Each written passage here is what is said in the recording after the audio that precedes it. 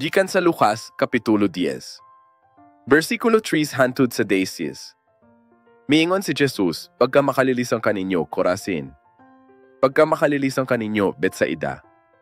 Kay kun ang mga milagro nga nahimo diha kaninyo nangahimo pa sa Tiro ug Sidon, nadhinulsol unta sila. Nagpakita sila nga nagsulob og sako, ug nagbulibod og abo. Sa paghukom, ang Dios mas maluoy sa Tiro ug Sidon kay kaninyo. Capernaum, buot ka bang ituboy sa langit o sa impyerno?